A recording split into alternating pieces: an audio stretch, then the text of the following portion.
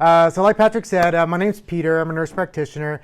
I spent a few years in the hospital in the NICU with little preemie babies. So small you can literally hold them in one hand. It's kind of wild. Then I did 3 years in Medicaid. So at the time you had to, well, you just didn't have a lot of opportunity, basically, and so we were trying to serve that population.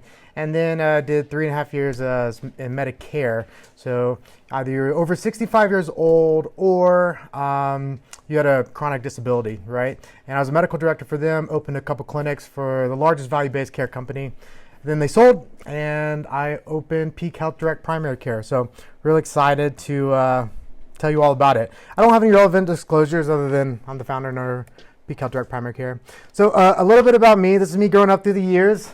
So my sister, this is my now wife on the bottom left, my parents, some of my friends, my family. This was this past year in Christmas. We like to be active and do a lot of things. This is my first concussion here on the left on the water. If you never fell on the water going really fast, it hurts very bad, I promise. This is here in Colorado, and these are my pupperoos. So this girl's 14, and so we had to turn back on our first hike this past week. So kind of sad. Just getting older, but we've had a great time. I'm a wannabe cowboy. A fake wannabe cowboy. We do have chickens, so we're working on our way there. But we want to eventually have a little farm and have some more stuff. So I like to eat a lot. I've been kicked out of a few buffets, so I have since found self-control when it comes to eating, and I've cut back a little bit, but I do like to eat. And I recently got married like a couple months ago. I have the date in the calendar. Don't worry, it'll pop up when a year comes. But just she's not here. She was here last month for the meeting, so don't tell her I said that. Yeah, and this is my beautiful wife. So she owns a cleaning business. So she understands the entrepreneurial life, which is fun. So all right, here we go. So can you all see this? Okay, cool. So the different types of care. I want to tell you about these different models. The most common is fee-for-service, which is probably what most of us are familiar with. You get a service, and you pay a fee for that service. The problem with that in medicine is, can anyone guess the average time of a primary care visit in America? How many minutes? 7. 7? Who said 7? Wow, how'd you know that? I just guessed. Oh, that's incredible. Based on what I see. Yeah, it's 7 minutes. Who here is more than 7 years old? How much do you think I can really learn about you in 7 minutes? I'm gonna say not much. So the problem with the fee-for-service model is, it's great if you're a coffee shop, you have a lot of people coming in, right? It's great if you're in other types of business, but in medicine, we want to spend time with you. We need to get to know you to understand the why, right? Versus just the what. And so that's why you only get 7 minutes, and you're like, hey, I can only see your top 2 reasons. Has anybody heard that from their primary care? What are your top 2 concerns? And yeah, we hear that all the time. So then there's value-based care. This is what I did for the last 7, 8 years. And it's mostly with Medicare Advantage, but basically you're paid via your outcomes. So if someone goes to the hospital, it's not the insurance that pays for the majority of it, it's actually the clinic. So it's a high-risk model. If you keep them out of the hospital, on the flip side, the clinic gets to save more money. So when I joined, I was so excited because the values are aligned, right? Keep people out of the hospital and healthy, and then you get paid versus just rotating through a million people. But then, like all things, things change, right? So then there's concierge care. You all are probably familiar with that. A lot of people confuse us for concierge. We are not concierge. They get paid 3 times. Do we have any lawyers in the room? I didn't hear that. All right, okay, so don't mean to offend anyone. They take a retainer like a lawyer. They also bill your insurance, and they also accept a copay. So they get paid 3 times. So we don't do that. So direct primary care.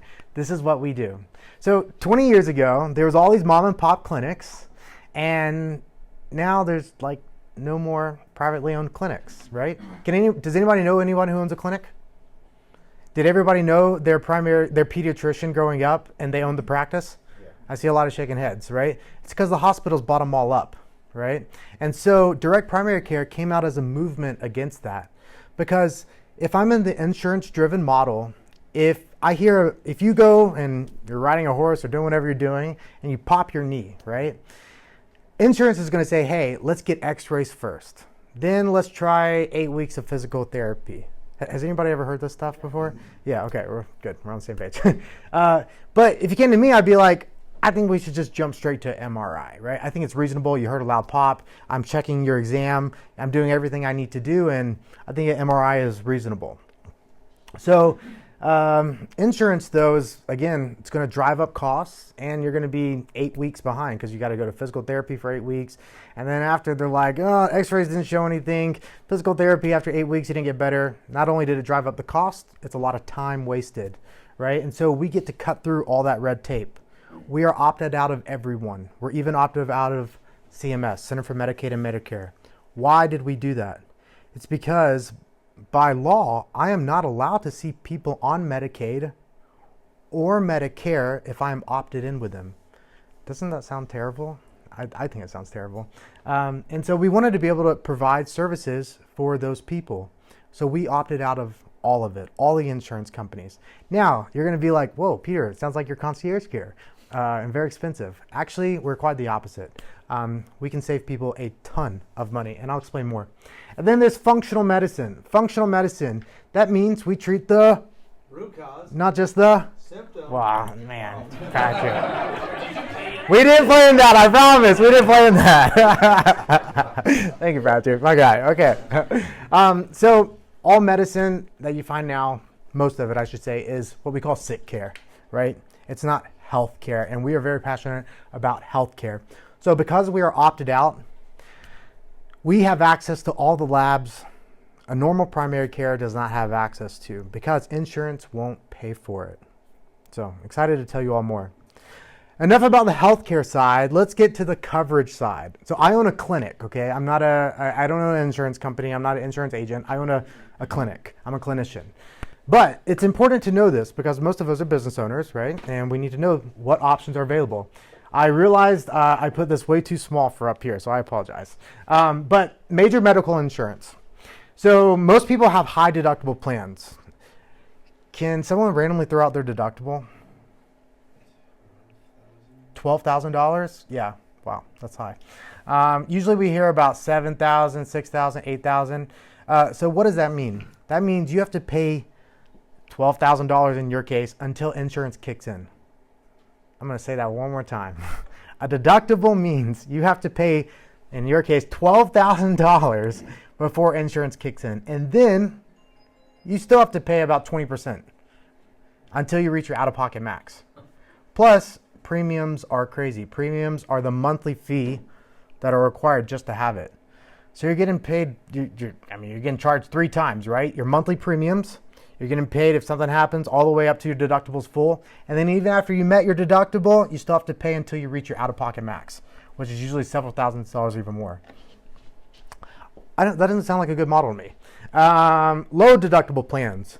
So some people, we find them few and here far between, have very low deductibles. Maybe it's $1,000, maybe it's $500. But these monthly premiums, the monthly payment that you have to pay to even have that is outrageous. $900 a month.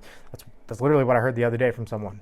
So just to see if something's happening. So again, I don't think a great plan. Then there's a level funded plan. Who knows what a level funded plan is? Anybody? Okay, very good. Level funded plans. This allows the business owner to see where the money is allocated, what the claims are. Why is this important? Because who has, like, let's say 5 employees? Anybody in here? Okay, cool. If you got healthy people, right, and a bunch of young 20, 30-year-olds, 40-year-olds, whatever, and pretty healthy, right, and maybe they value not just, the chance they're going to get cancer is pretty unlikely, let's say, just for example, and they value more like physical therapy. They value more chiropractic care, acupuncture, right? A level funded plan can tailor the money more toward your team versus this cookie size cutter, one size fits all, right? Which is when you go with one of we call them BUCA plans, Blue Cross, United, Cigna, Aetna, Humana, Kaiser's, these things. it's just cookie cutter, one size fits all, right? And so you can't tailor it to what your team needs. And the problem with that is value, right? And what I hear all the time from smaller business owners is, hey, my employees keep leaving because they need healthcare. We hear that all the time. And this is a fantastic option. It allows you to see transparency, because when you pay one of the big companies, you don't get that transparency, right?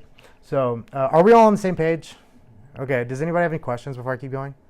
All right, very good. So if you don't want any insurance, well, you can just pay everything out of pocket, right? But then what if something tragic happens, right? We all know someone probably who's been affected by cancer. We all know someone who's been in a car accident, right? So I don't think that's a great option either. And then there's a health share. I bet someone in here knows what a health share is, right? Okay. It actually started with religious organizations, is my understanding. And it's a bunch of people put into a pot. It's a much lower fee. And when something happens, you pay your unshareable amount, which would be like it's not a deductible, but something similar. And then they cover things thereafter. The problem with a health share is they do not cover pre-existing conditions. That's the big difference. So a major medical insurance, you can have pre-existing conditions. A health share, you cannot have pre-existing conditions. It's a big, big difference. But nonetheless, great options. So what are like the requirements? If you have 50 employees or more that are full-time W-2s, you're required to offer major medical insurance. Does anybody in here have more than 50 employees? No? Okay, so we'll cross that out. Doesn't matter. If you have less than 50 but more than 2 employees, and they're W-2, then it's optional. You can offer major medical, or you can offer a health share. So you have options, right? And you can see what is best for you and your team versus this, again, one size cookie cutter model. So should you have major medical, or should you have a health share? So where do we fit in? I messed up, sorry, here we go. So where does direct primary care fit in? So on the left are all the things that direct primary care, or DPC, has to offer. On the right is your conventional medicine. So remember the case I told you, you heard a loud pop, you popped your knee. Everything goes through direct primary care when it's through us. And what that allows is for us to save you a lot of money, save you a lot of time. And the insurance also values that too, because now I don't have to fit 1 million people on my schedule, and I'm not going to punt to the neurologist, the orthopedic, and all these different siloing of different specialties, right? And that allows for continuity of care. And that means better care on the back end, which means shorter wait times and more affordability. Versus if you use the conventional medical system, anybody ever try to go to a specialist and then, or get a certain medicine, or heard of this, and then insurance said no? Yeah, we most of us have probably experienced that, or we know someone. That's what you get with the conventional medical system. When you go through DPC, we partner with a very specific plan or carrier that trusts us enough to make those decisions. Direct primary care, we have very, very short wait times. In fact, probably no wait times. With conventional medicine, who's spent more than over an hour waiting just to see the doctor? We got a few hands. Okay, cool. Direct primary care offers direct problem solving. And again, that means if you hear a loud pop, I'm like, hey, we need to get an MRI. Let's directly go to MRI. Versus somebody who's not even medically trained and that you'd never met, that doesn't even know your name besides a number, is saying, no, let's try 8 weeks of physical therapy first, right? That doesn't make sense, right? So we get to avoid the red tape. We're affordable and transparent in DPC. What does that mean? We offer wholesale pricing. So I sent a guy the other day for a MRI of his prostate. We were worried he had prostate cancer. He has insurance. Probably about 80%, 70, 80% of our patients have insurance already.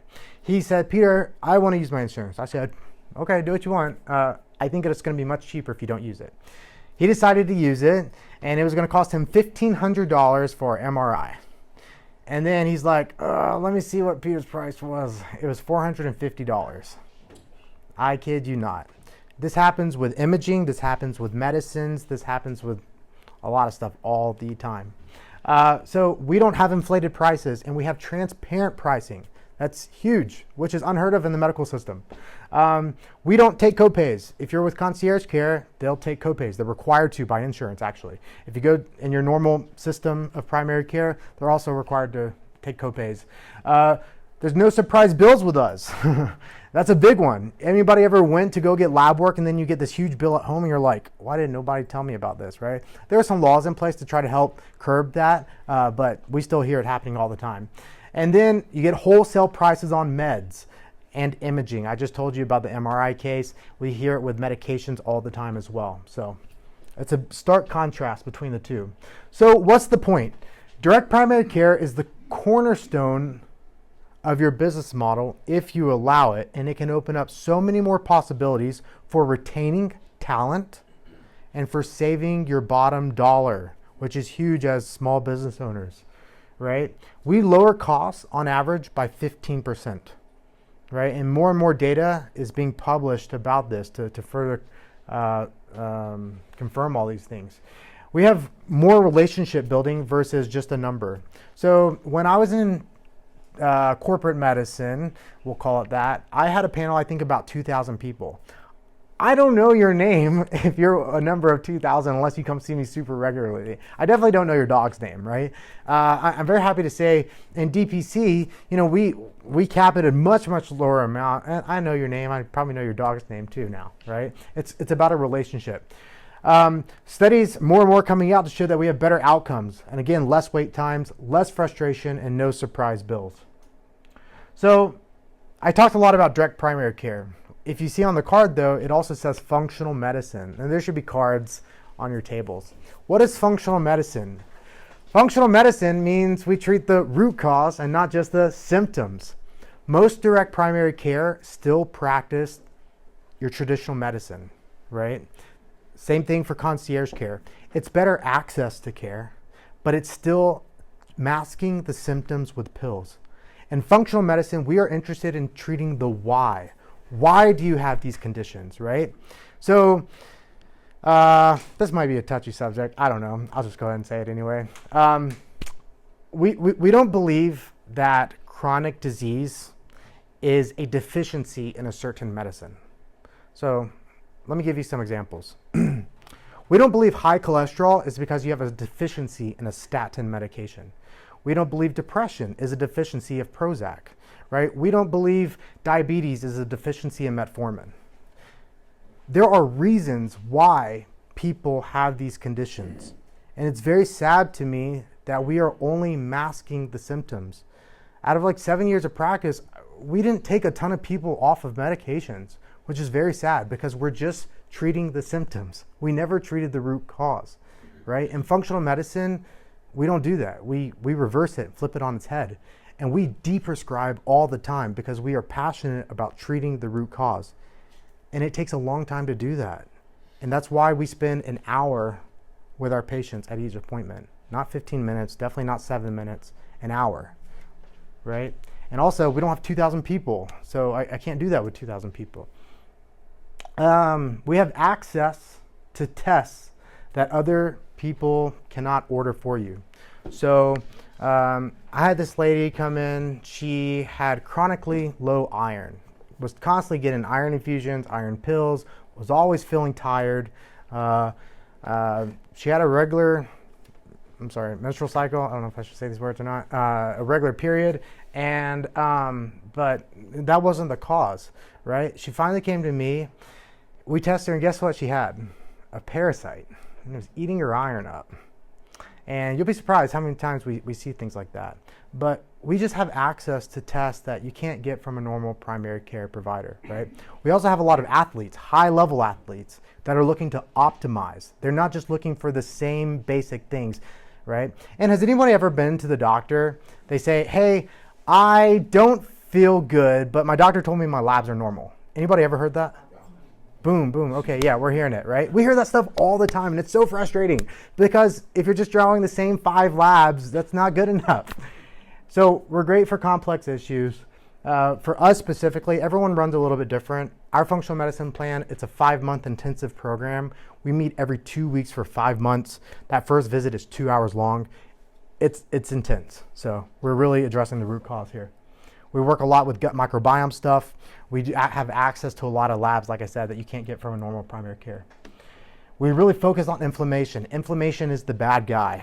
You know, I just was talking to someone, I'm not going to point them out, but they're in this room and like 10 minutes ago, and they were saying, man, I have pain and I have inflammation and whatnot. So inflammation is the bad guy. And we have access to a lot of inflammation markers you can't get, again, from a normal primary care. So here's an example. Back to that last one on omega. Yeah. So we like to draw omega panels as well, and to see what the penetration of omega-3s are. So there's omega-3s, 6s, and 9s. From salmon, you all heard salmon has omega-3s, right? Yeah, versus like your fast food restaurant is very inflammatory. It has a bunch of omega-9s, omega-6s. So we draw these things to give you information to see where you're actually at. And I'll tell you, we are not fans, I'm being recorded here, but we are not fans of statins at all. And we can dive into that another time, but they're LDL cholesterol. If you didn't have cholesterol, if you literally had zero cholesterol, you would die. Cholesterol is not necessarily the bad guy. Inflammation is the bad guy. And so we are very intentional about checking very specific markers to understand true risk. So here's a great example of somebody that came to me, and if we weren't comprehensive in our testing, we would have missed it. And this person had been to multiple other doctors. So a TSH, this is your thyroid, and that's all they drew. And they said, hey, it's in the normal limit, right? Here, it was normal, and it was normal, quote unquote normal for us. Well, let me tell you how they get these lab numbers, like these reference ranges, right? These reference ranges, for example, they'll test, let's say 10,000 people. They knock off the bottom 10%, they knock off the top 10%, you're left with 80% in the middle, right? And from that, they say that's normal. My friends, that is not based on science at all. That's based on a median number, right? And so what we do is we base things on medicine, on science, on data, right? And so we ran a full thyroid panel, and look, this person has an autoimmune disease. Look how high this antibody is, right? We would have never caught this if we didn't run a full thyroid panel. And again, this person had been to multiple other people. So that's just an example of why functional medicine is different and better. And then we have the only medical grade InBody in Denver. There's only 3 of these in Colorado. We were the first to have it. There are a lot of lower levels, like a 270, 570, you might see in gyms. And this will tell you your muscle, your body fat, your visceral fat, which is the fat surrounding your organs, that's highly tied to metabolic health. It shows you your bone density. So when you go through menopause, your estrogen drops. That is a big risk factor. And so I can't tell you how many times people say, I stepped on a scale, my weight went up, and they got discouraged and they stopped, right? It's not about weight. And BMI is a weight to height measure, and that's what insurance cares about. We don't care about BMI. We care about where is your muscle, where is your body fat, where is your visceral fat, where's your inflammation, right? And so we see weights go up sometimes, but you know what? They drop body fat and they gain muscle, and that's what we want. So getting information like this versus just stepping on a normal scale is a big difference. So we're going to do a giveaway. I'm going to have a few questions at the end, or I don't know, maybe we can do a raffle, whatever, and I'm going to give one of these away to one of you guys. So.